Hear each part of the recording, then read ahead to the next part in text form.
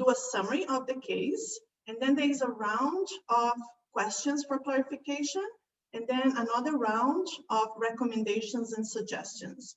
And don't think that it's the experts from the hub that is saying everything. No, the ECHO always runs. We always ask the community in the rural, remote, underserved areas. They are the first ones who have to ask questions and also make recommendations and suggestions to the case.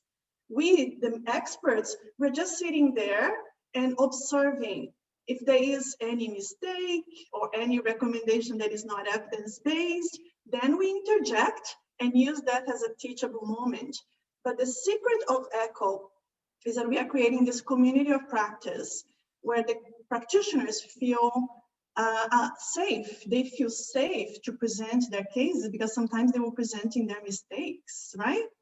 And they will be judged in front of a camera with 40, 50, 70 people. I already run some sessions in the evening. We had 150 people participating. And so they need to feel safe to present their cases, and everybody needs to feel safe to make recommendations to that case. And so at the end, someone is typing all the recommendations, and that person will receive everything typed, and they can sit with that patient and discuss what they're going to do. So we use the concept of force multiplication, which is we have the specialist team with the expertise, but then we multiply our knowledge. So ECHO is all teach, all learn. Actually, I learn more than I teach. When I started ECHO, I thought, well, I'm the specialist. I'm going to come and teach them what to do. I was completely wrong. I learn more than I teach. And most of the time, I don't need to say anything because the community will say exactly what I was thinking. And I just reinforce them. And I say, wow, this is exactly what I was going to say. You guys know so much, because most of the time they know what to do, but they need the confidence that what they are going to do is correct. For example, lowering an opioid dose. Many of the times they know that they need to lower the dose of the opioids, but they don't know how to do it. They don't feel that that's the right thing to do. So when they discuss that case in ECHO, they feel confident that, 50 people agree with me, so I'm going to go and do it. This is an example. This is a site in the middle of Ontario with a very indigenous community, very big indigenous native Canadians living there. And they had a lot of problems with abuse of opioids. And the family doctor from this community health center presented many cases. And she taught me so much. I learned how to do buprenorphine naloxone induction because she was doing that in this rural area of Ontario. I wasn't. So I said, I need to learn how to do this, because if this family doctor can do this by being mentored by ECHO, I can also do. So 3 years ago, I started doing buprenorphine naloxone inductions in my clinic. So ECHO moves knowledge, not people. And because Canada is such a big country, we have to take advantage of this telementoring opportunity. So the benefits for ECHO participants is not just that it's an alternative to telemedicine. ECHO is free. It's fully funded by our Ministry of Health. They don't need to pay anything. They get free CME credits. It's virtual because we use Zoom. It's fun. We give awards for people who present cases. We draw names at the end of a cycle, and it works for the healthcare system. So everybody kinds of gains with participation in ECHO. So next is, how did Project ECHO start? So I'll tell you the story of Dr. Aurora. It didn't start in Ontario. I didn't have the idea of ECHO. I went to New Mexico, United States from Dr. Aurora. I don't have time to show you the video, but if you do have time, go to this link on YouTube and watch him explaining how he got the idea to invent ECHO. Basically, he is a hepatologist and he lives in New Mexico. And in 2003, he had the idea of ECHO because he was the only hepatologist in the whole state of New Mexico that knew how to treat hepatitis C. And there were 30,000 people infected at that time. So he thought to himself, not even if I see patients 24 hours a day, 7 days a week, I'll never be able to see everybody. I need to mentor the GPs, the general practitioners, how they can think like me. So it's almost like cloning the specialist. So he did that. And when he published his results in the New England Journal of Medicine in 2011, there was an explosion of echo. Everybody went to New Mexico to learn how to do this. And I went to New Mexico in 2013 to learn.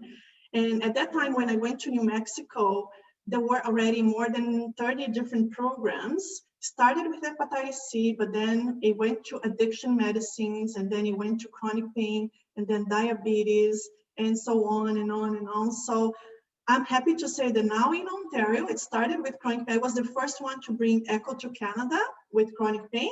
But now in Ontario, we have 30 different programs. I'm so happy because we have for liver diseases, rheumatology, epilepsy, children, chronic pain, mental health. We have a lot of echoes in Ontario because our Ministry of Health really saw the value of echo. So the paper that Dr. Aurora published showed that the results of cure rates were the same when he compared his academic clinic in Albuquerque and the university clinic with the patients that were treated in rural areas of New Mexico. Remember, those patients in rural New Mexico were not getting any treatment. Now they were getting treatment by their own GPs that were being mentored by Dr. Aurora. But what is more fantastic is table 4 in the paper, which shows the serious adverse events. Half. The incidence of adverse events was half in the rural communities of New Mexico compared to Dr. Aurora's own clinic in the academic center. He doesn't know why, but he has an explanation. Maybe it's because it takes less time for those patients to see the GPs than having to book an appointment and come to Albuquerque to see him. So the mission of Project ECHO is to expand the capacity to provide best practice care for common and complex diseases in rural and underserved areas and to monitor outcomes. That's the logo, that's the mission of Project ECHO Global. So I have to update this slide. Almost every time that I give a new talk, I have to update because the number of ECHO hubs is growing immensely in the world. You see Ireland has a big number of echoes in Ireland. That's why there are so many green dots in the in the area where you are in the map. Because India is doing echo for COVID. United States now has done a lot of funding. President Trump gave $250 million for echo to do echo for COVID in nursing homes. So it's really growing exponentially in the world. And there are, you imagine a disease and there is an echo for that. It started with hepatitis C, but it has grown to a number of different things in the world. And as I said, there is big funding now from foundations, and Project ECHO in the United States, in the world actually, is one of the finalists from the MacArthur Foundation grant, which is $100 million. There are only 6 finalists in the world, and Project ECHO is one of the finalists. So how have we expanded in Canada? So as I started for chronic pain, this is our interprofessional hub. Our team, as I mentioned to you, these are the professions. We even have a librarian in our hub. So during the session, Jessica, who is this lady on the left side here, who is looking at the screen, Jessica is our librarian. So during the session, she's always looking for papers and articles or resources. So if someone mentions, oh, I know a website that has this and this and this, I think that might be useful for this case, she will post on the chat. And also she creates a resource page in our ECHO website that she organizes all these resources. So for papers that are open access, guidelines, resources in the community, YouTube videos, anything that is mentioned during this, a questionnaire, a new questionnaire to assess for PTSD. So she will find a questionnaire. So she organized all of this in the resources page. And so that's very handy because now we have like a living document that is always being updated. In terms of our success or our results in Ontario, what we have done is we already trained more than 500 sites in Ontario. And so each site may have one person or have a whole team, and they come for a number of sessions. We tell them to stay for at least 22 sessions, weekly 22 sessions, because that's when we have a cycle of the didactics. In terms of professions, 1/3 are physicians, 1/3 are nurses and nurse practitioners, and the remaining are about pharmacists, rehabilitation professionals, psychologists, mental health. So you see, we have an interprofessional hub and we have an interprofessional spokes group. So we are always learning interprofessionally, and we are modeling how to work interprofessionally. This is our cycle, and we keep repeating the cycle, and we are already on our cycle 13. And so the cycle of 21, 22, 23 sessions of the didactics. The module 1 are chronic pain fundamentals. The module 2, we talk about opioids and addictions. The module 3, we talk about different kinds of chronic pain. And then the module 4, we ask the participants what they want to learn, and then we'll go and find a guest speaker that can come and talk about that topic. We also have boot camps. We had to cancel our boot camp in December this year because of the pandemic, but we always had one boot camp per year, which means we bring those participants to Toronto for a hands-on workshop. So these are a 2-day workshop. We pay from our grants, from the Ministry of Health, we pay for their travel and their accommodation in Toronto, and they learn about role plays, how to do role plays, communication, asking questions from our patients, history and physical exam. We do demonstrations of injections, how to do a qualitative sensory exam, how to do a low back pain examination, etc. So things that are really difficult to teach over Zoom, right? Unfortunately, we had to cancel this December. I got a grant from CIHR, the equivalent of your National Institute of Health Research. And our grant was to evaluate how did this echo perform. So we had quantitative and qualitative research. I'm going to show you some of the results. And we also, our subjects were the primary care providers who participated in ECHO, but also we talked to patients who were presented in ECHO. So one of the papers that we published with Ruth Dubing is the family physician who discovered ECHO with me, and she retired already. We published this paper, and then we did an evaluation of pre and post ECHO. So when they sign up for ECHO, we do a pre-ECHO questionnaire. It takes about 45 minutes for them to complete this questionnaire. And when they finish a cycle, they don't need to start on session 1. People can start in any session, but we recommend them to stay for a whole cycle, like a 22 sessions. So when they finish a cycle, we send them the post-ECHO questionnaire. And then when they complete it, we publish a paper. This is published already. So it showed that they gained self-efficacy, the prescribers and the non-prescribers. These are people who can prescribe opioids and people who cannot prescribe opioids.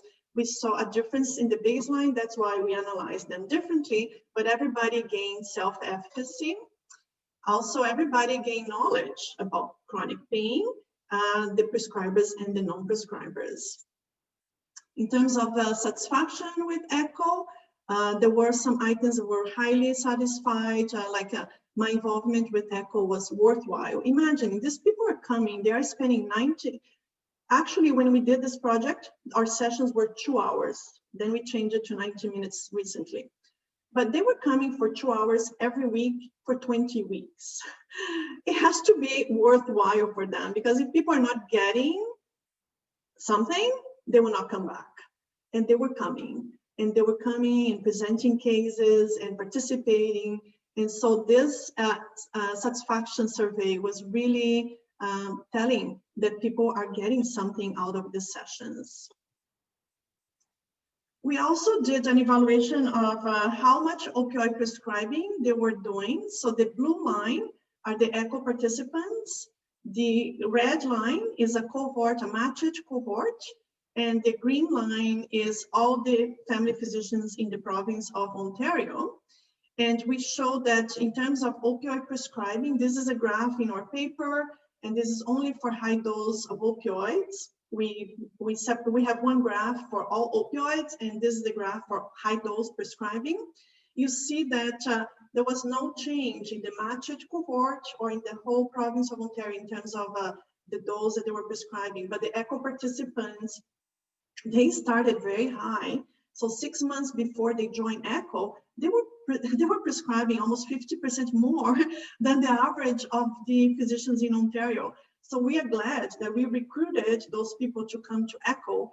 And then you see that there was a drop even before the line, the vertical line here is when they joined ECHO. So there was some drop even before they joined ECHO, which shows that they had a willingness to reduce, probably because they knew that they were prescribing too much and they needed to do something about. And then they joined ECHO. And then you see that 6 months after, the ECHO participants, they were prescribing less than the matched cohort and less than the average physician in Ontario. It doesn't say here that those patients were doing better. It's just showing how much of morphine equivalents they were prescribing. That's why we want to talk to the patients that have been presented in ECHO to see if this translates into better quality of life, into better pain management. So we also did some focus groups with the ECHO participants, and we published a paper. And we also did interviews with the ECHO participants, those healthcare professionals who participated in ECHO. Our research with the patients are still undergoing. I don't have results to show to you yet, but probably in the future, I will show the papers on the interviews and that we have been doing, talking to the patients that were presented in ECHO. So ECHO has expanded in Canada for chronic pain, and British Columbia, they started an ECHO for chronic pain. The Saskatchewan, they also started an ECHO for chronic pain. In Ontario, we have 3 ECHO hubs for chronic pain. Ours, that is from University of Toronto. This is from the Northern Ontario, that is serving the Indigenous population and more in the Northern Ontario. And we also have ECHO chronic pain from Sick Kids Hospital that is doing this chronic pain in children. And this is our ECHO program. This is our team. We also have one in French from Montreal that is being doing this in the province of Quebec. So Canada is a big country. We still need a lot of ECHOs in Canada. I just recently got a grant from Health Canada, and this grant will allow us to expand ECHO chronic pain and opioid stewardship to even more provinces of Canada. So thank you very much. This is my contact. As I said, if anyone would like to be a guest in an ECHO session, just send me an email. I am on Twitter. ECHO Ontario is also on Twitter. And I have a YouTube channel that I have videos for patients, including arthritis. I have a lot of videos for patients to do exercises for arthritis, osteoporosis, back pain, neck pain. So we are trying to do a lot of things here in Canada to improve the care that we have, because the population of people with chronic pain, as you probably know, it's 20% of the Canadian population live with chronic pain. So we still have a lot of things to do. And ECHO is just a piece of the puzzle that we are trying to bring care, expertise and knowledge to rural, remote and underserved areas. So I'll stop here because I know you Sue told me to be right on time and finish before 3:30. Andrea, thank you so much. It's really wonderful to hear the story of embracing a new approach and just hearing how it's kind of flourishing and taking off. We are going to come to questions for everybody at the end. So I see a few questions are coming in, but just a reminder to everybody, please do put your questions in the Q&A section. If you see a question that's similar to yours, you can vote it up by clicking on the little thumbs up, and then it'll make sure that it gets asked at the end. So we will come back. But before we do that, it's another great honor to introduce Dr. Asim Suleman, who's a general practitioner with an extended role in pain management. You can see his bio in the attendance pack that came to you all, but the thing that caught my eye is Taekwondo and being an expert in that, Asim. But for this final provocation session, it's last, but it's definitely not least, to talk about Black, Asian and minority ethnic communities and the equity in pain care. So thank you, Asim. Thank you, Diarmuid, and thank you, Andrea, for what a fantastic talk and bang on time, and what an initiative. And hopefully we'll get some questions regarding the ECHO initiative after I complete. So I've got about 15 minutes, and I'm just going to share my screen. Can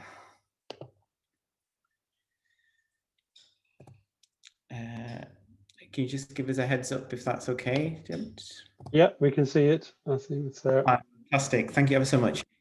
So I'll just introduce myself really quickly. My name's Asim Suleman. I'm a general practitioner and also work as a GP trainer in Bradford, West Yorkshire.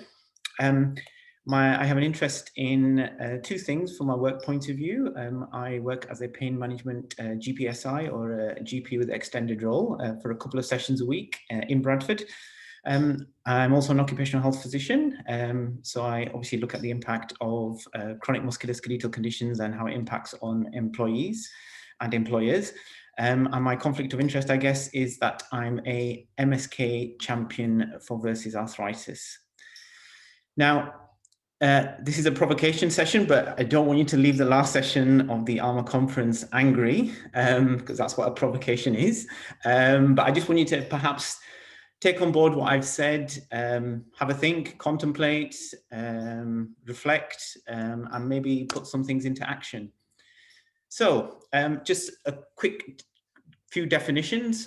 There's a slight difference between equality and equity. They both have the Latin root of aequas. Equality, essentially treating each person as without difference, considered without counting on their measurable attributes. Essentially treating everyone the same. Okay. Equity, on the other hand, deals with fairness and justice of outcomes, and thereby you are providing appropriate levels of support and assistance, depending on a patient, in this context of chronic pain, perhaps on their specific needs or abilities. And I'll use the word patient, but what I essentially mean is people with chronic pain. Quick example. I've got 4 boys ranging from late teens to my youngest is 7. We go to that cornucopia of middle classness, which is Center Parks. And 4 boys need 4 bicycles. Equality would be that I get each of them a bicycle.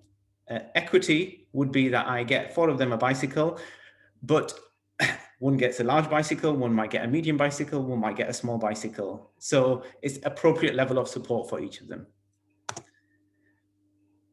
So who are we? Well, when we talk in this context about race, it's about dividing people into groups on the basis of their set characteristics. Now, there's been a lot of debate, obviously, over this last year, particularly over this last year with everything that's happened with COVID and the Black Lives Matter movement in America and the UK and all across the world. Is race a social construct?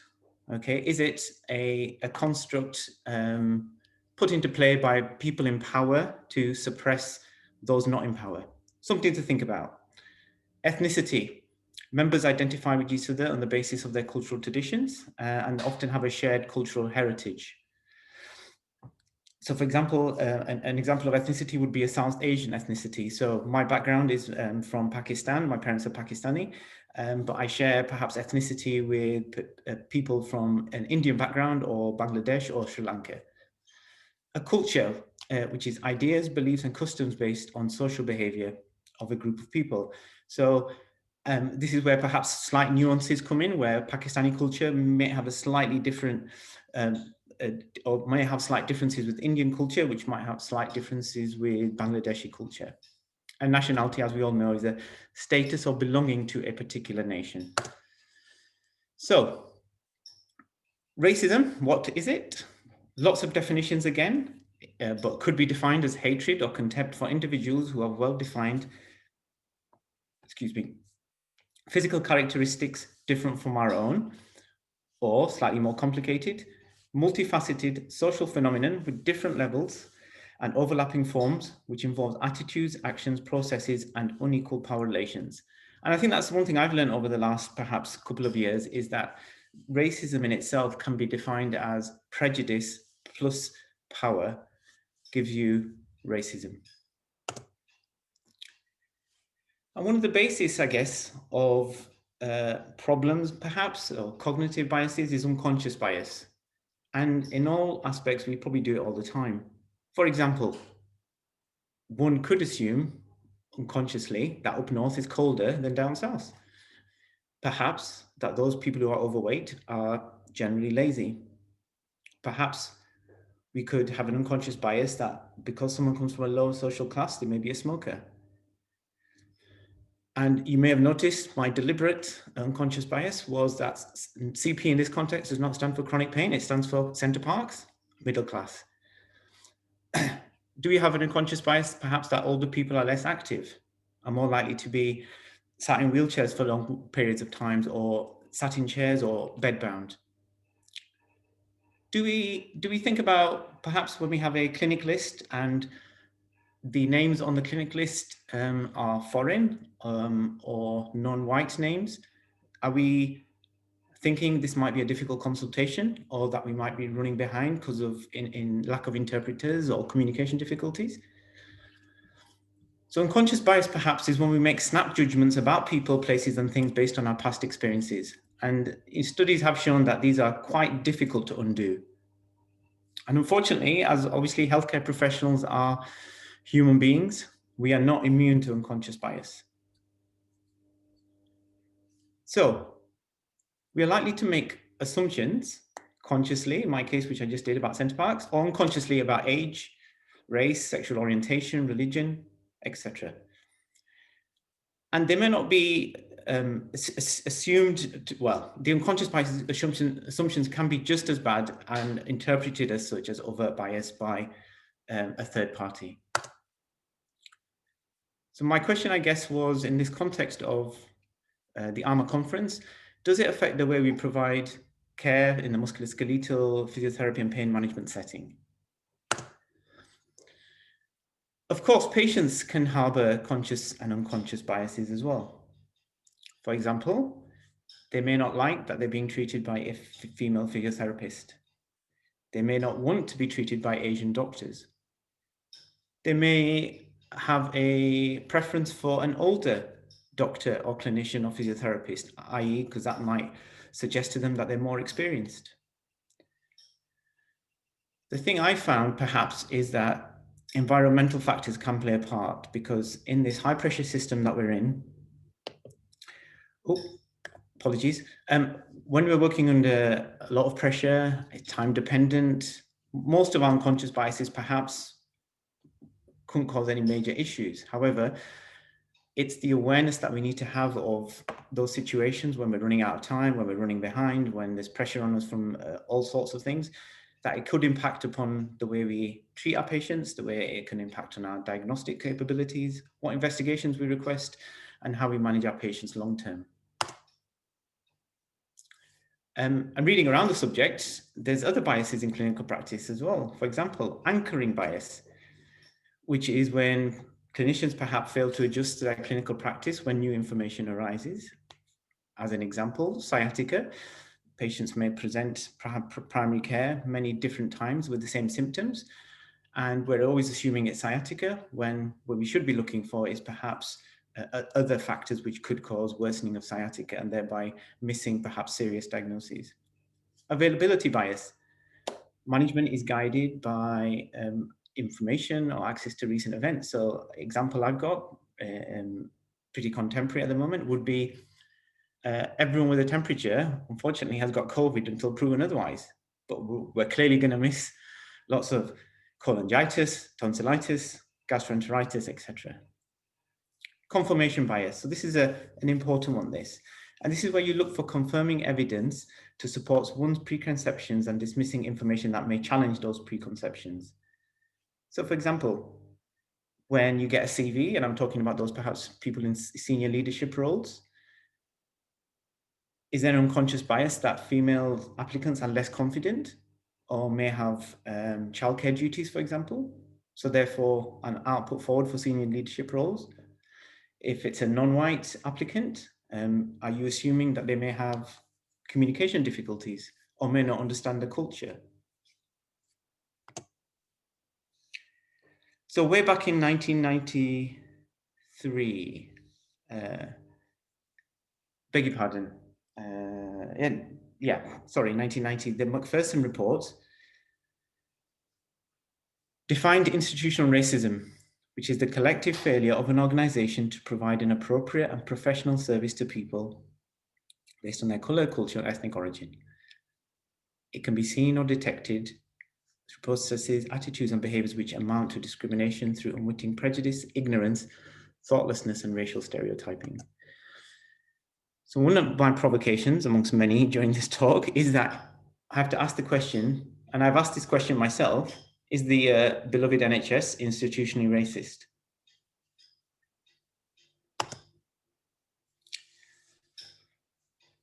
So the Chronic Health Survey in 2017 looked at chronic pain as one of the indices and markers. And as we all know, chronic pain is incredibly common. But what the survey suggested was that the most prevalent in those income groups are the lowest income groups.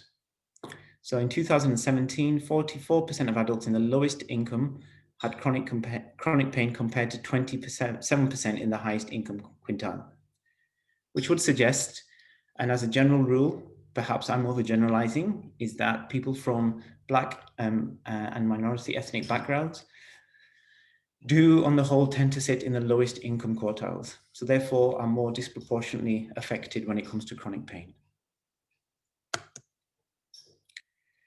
More recently, with everything that's happened, there's been lots of surveys and they're all on the internet, easily accessible now.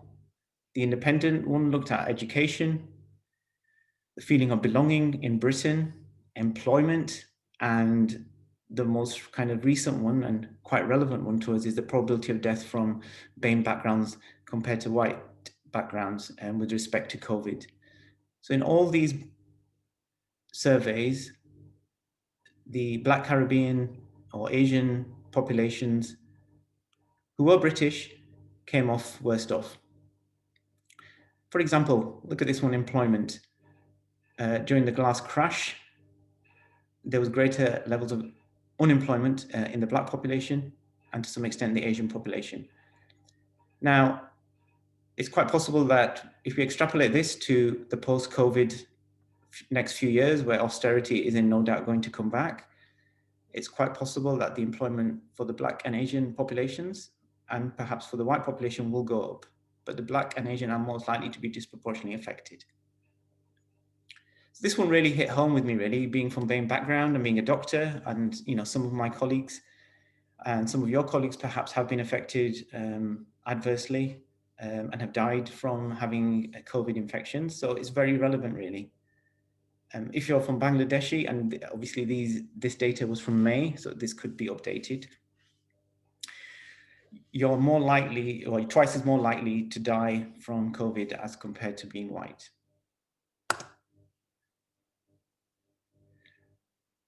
So I work in Bradford, where there's a high ethnic minority population. The district is about 500,000 people. It's the 5th largest metropolitan district and has quite a young population. 1 in 5 of the population are Pakistani. So my parents came across in the 1960s and who are now in their early 80s and are struggling with chronic pain from arthritis type problems. So I asked myself the question, was there a culturally specific and culturally sensitive pain management program for the population of Bradford, considering they've been here for half a century? And the answer is, of course, no. I'll just put this recent survey in, which was published last week on the 25th from Channel 5 and the Race on the Agenda team. Interestingly, they said that 26% of respondents, and there was 500 people from Black and Asian minority, faced difficulty and discrimination accessing NHS services, and 1 in 5, 18% felt they were denied pain medications or prescriptions based on their race and ethnicity. Now, obviously it's a survey. We could look at what their perceptions were based on current NICE guidelines, etc. But we have to ask ourselves, why do 1 in 5 feel they're getting a raw deal from pain management services? I'm appreciating time. I've got about 2 minutes. Is there racism in the NHS? Well, we know that the Black and ethnic minority population are more susceptible to COVID. Why is that? Is it due to NHS services, or is it most likely due to structural racism, perhaps, in wider society? Why is there a lack of research in BAME populations? In other parts of the NHS, maternity care, for example, Black women are 5 times more likely to die in childbirth than their white counterparts. Why is this? And why are we making a massive fuss about this? Why are we not investigating this? And why are we not managing it appropriately? Education, massive problem in the undergraduate, postgraduate education, whether it's in medicine or those professions allied to medicine.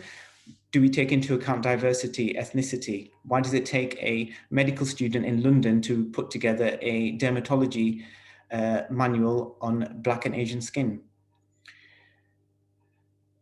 Because we are of the notion that doctors are good, physiotherapists are good, nurses are good and ethical, we have to be aware that we can also harbor unconscious biases and racism. We have to get away perhaps from the notion that the Western medicine is superior to other types of medicine. Medicine has been experienced and practiced all around the world for centuries. Why are we not learning from each other, whether it's in India, rural India, Ayurvedic medicine, whether it's in China with regards to acupuncture? And there's been lots of information recently on the BMJ. They've done some fantastic articles. I'd urge you to look them up. Having a degree does not negate one's own biases, was the conclusion. Last few slides. Public Health brought out the report earlier on this year, and it talked about making changes on an individual level, workplace level, and an organizational level. So here are perhaps some of my solutions to think about. We need training in unconscious bias and racism, undergraduate and postgraduate. Educate oneself, look for specific solutions in your areas which may cater for those disadvantaged populations. Why are we not involving community groups when we're managing our pain patients? Why are we not utilizing faith groups? They have masses of experience, and we should be utilizing them. Why do we still have to think about providing literature with regards to pain management and websites and social media in other languages? This should be a right. It should be in any specific language, whether it's Pakistan, Urdu, whether it's Punjabi, Hindi, Slovakian, Romanian. This should be non-negotiable. We need to become more trauma-focused as a whole. I've got an interest in trauma-focused pain management. And looking back through the adverse childhood events, racism and discrimination are considered adverse childhood events and therefore could impact upon chronic pain. And question for senior leaders, is your workforce representative and diverse enough? It's not enough to be not racist, we have to be anti-racist in this day and age. And I'll leave you with this saying from our CEO, Simon Stevens: racism is a matter of organizational culture, and culture is a matter of leadership.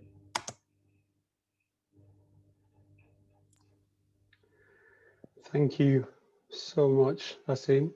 Can you hear me? Yeah. Yeah, great. Yeah, thank you so much, Asim. Such an important topic to finish this conference on, I think. I think questions have been coming in. There's certainly comments in the chat, but perhaps just to give people a chance to digest some of that, what you've been talking about, and perhaps put some questions in. If it's okay, maybe we'll come to the Q&A. And Andrea, you may have had a chance to be looking at some of these questions coming in, but don't worry, I have too. If it's okay, I'm going to take chair's prerogative and go to one that I think resonates for me, which was asked by somebody around basically it was from Helen Rumer, and she asked if you mentioned whether individual patients are usually present, or is it more clinician discussion group for cases? And the reason that's kind of interested me is the Physio Pain Association, we started running, it's slightly different, but group reflecting sessions. And we have two lived experience ambassadors in our executive, and they come along to the sessions and join the discussion. So I was just wondering, yeah, about your thoughts on that as a possible next step.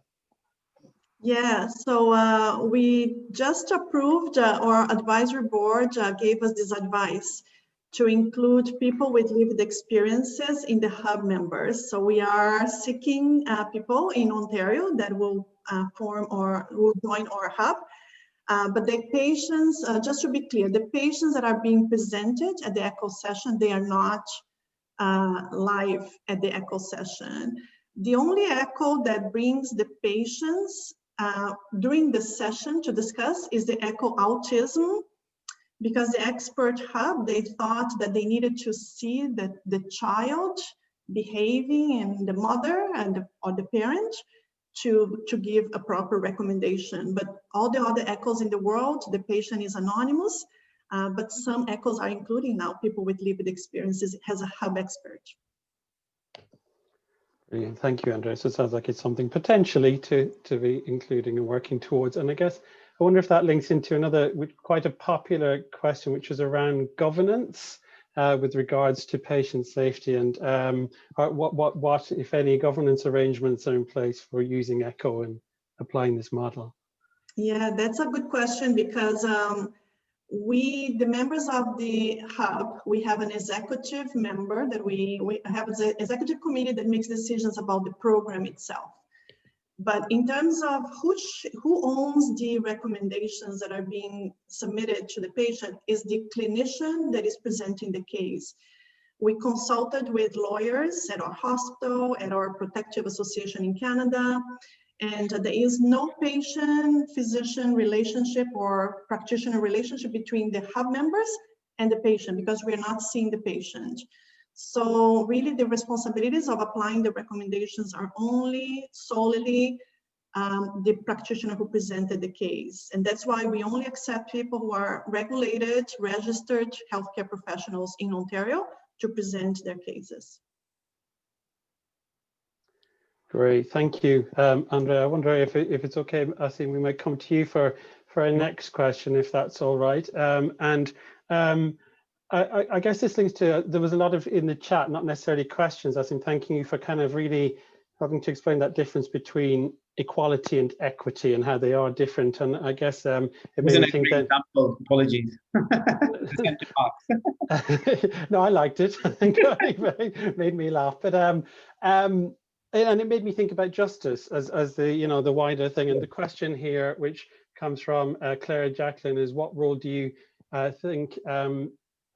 Oh, sorry, it's oh, sorry, now I've lost it. It was about organizations kind of breaking down these barriers. So wider systems and justice, and just your thoughts on what roles these might play, and patient organizations particularly. Yeah, I mean, I think obviously a lot of this is my opinion, but there is lots and lots of research going on. There is recently an induction of an NHS Race and Health Observatory, which has come about since COVID. And so that'll be, I mean, organizations like that who are under the umbrella of the NHS will have to start looking at the research, perhaps the evidence base, and disseminating information to the organization as a whole, whether it's primary care trusts, whether it's CCGs, whether it's hospital trusts. And the ownership for the inequalities, perhaps the disparities in healthcare, particularly amongst those populations which are struggling, needs to come from high up, really. I think we can do it from an individual level, but if the culture of the organization doesn't change, and I think COVID has been an eye-opener, in my personal opinion, for that. I think a lot of BAME healthcare professionals have known perhaps some of the disparities in care, some of the, perhaps you want to use the word racism in care, have been going on for many years. But in some ways, I hate using this word, it's a game changer, isn't it? COVID has been a game changer.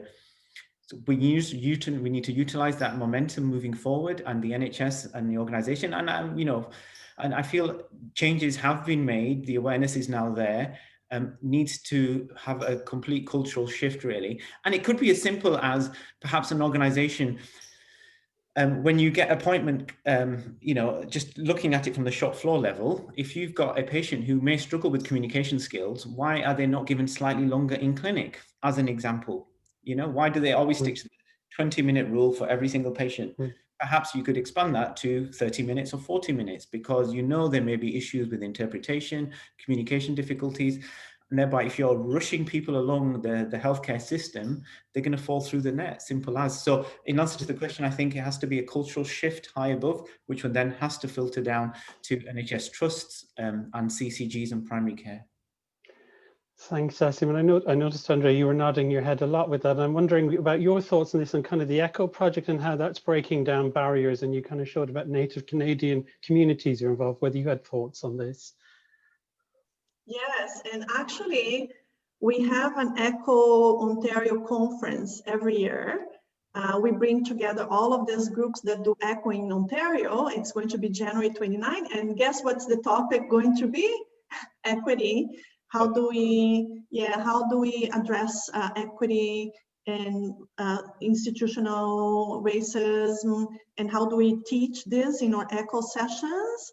And how do we make sure that we are providing equity when we are discussing cases, because we don't select which cases we're going to present. So this is brought up by the community, and we always scavenger for, you know, cases because people are shy to present. So we need to push them to present cases. So, but we might do some, you know, stimulus for people to present cases who are more minorities and more natives and immigrants. We have a huge population of immigrants and refugees in Canada. So these kind of things can be promoted. So our ECHO conference on January 29th is going to be about that.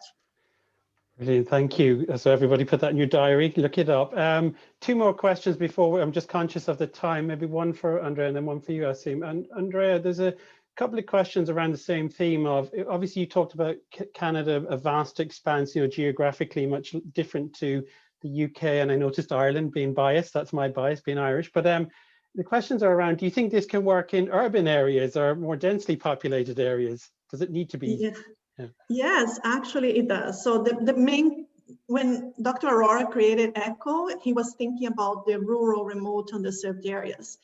But with now ECHO is being employed, you know, when you go to the Meta ECHO conference in Albuquerque, and it brings people who are doing ECHO all over the world together, and people present what they are doing for ECHO, it's amazing because, for example, I'll give an example. In Los Angeles, they had they created an ECHO for the urban area of Los Angeles just for the clinics that treat HIV.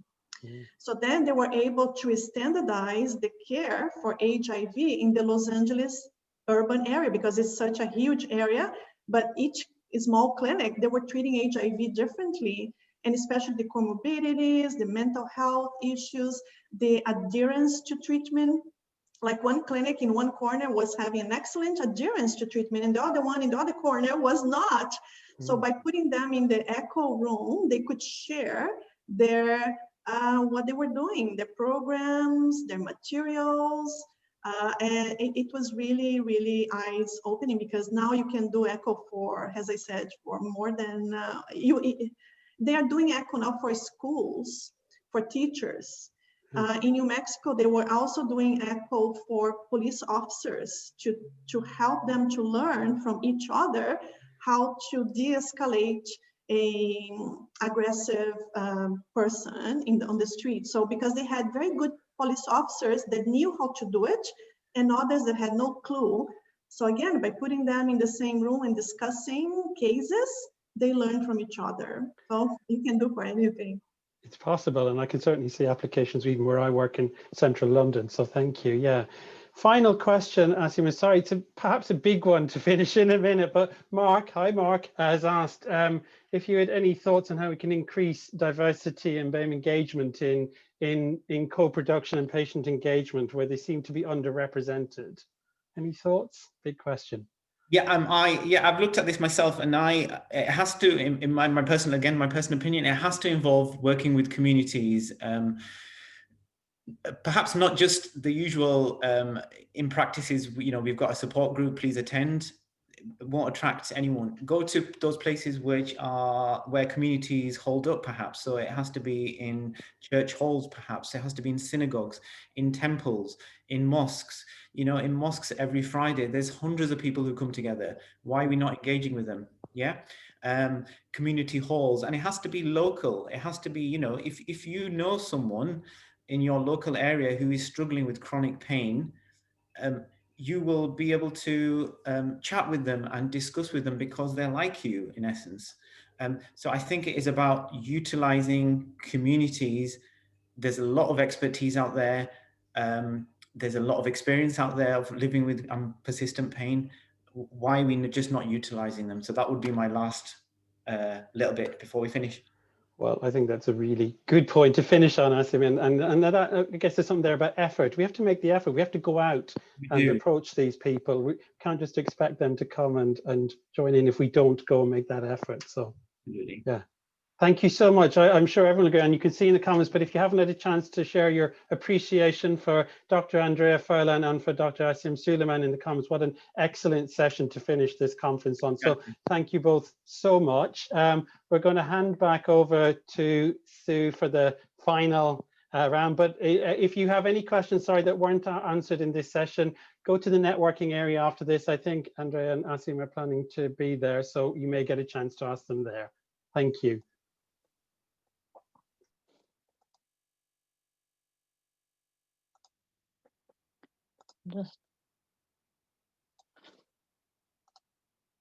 Okay, so thank you everyone. Thank you to Diarmuid, Andrea and Asim for a fantastic final session to round off today's plenary, and thanks to all of the speakers and chairs that have made today, I think, a really brilliant event.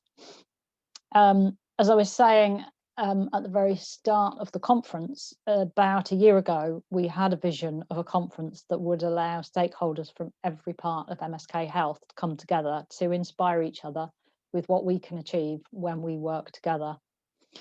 We wanted the day to be the start of something and not an end in itself. I know that Asim and many of this afternoon's speakers will be in the networking space in a few moments, so please do go down and continue the conversation if you want to. And there's a last chance to visit the exhibition, and Tuan will be presenting again on the role of orthotics in managing osteoarthritis at 4:30. If you want to continue the discussions after today, you have until Wednesday to register for a random coffee partner through the link in your pack. To have a chat about how you both felt about the conference. I hope that everyone who has taken part in any part of this conference will take something away, an idea, a connection, something they want to share with colleagues. And judging by the comments on Twitter and in the chat box here and the questions, I think that a lot of you have. So I really hope that today will achieve our aim of being the start of something, and that lots of things will happen and change as a result of people having attended today. It's been a really exciting and inspiring day for me. We will, of course, be sending you a link to a very brief, I promise, very brief and easy to fill in evaluation questionnaire. Please tell us what you thought so that we can help to plan and inform any events, either virtual or in-person events that we might organise at the end. But now it just remains for me to thank you all for attending, to thank all our speakers and our chairs for sharing their passion for excellent MSK support. And I know that we will all take that passion back to our own work and make a difference. Thank you all very much.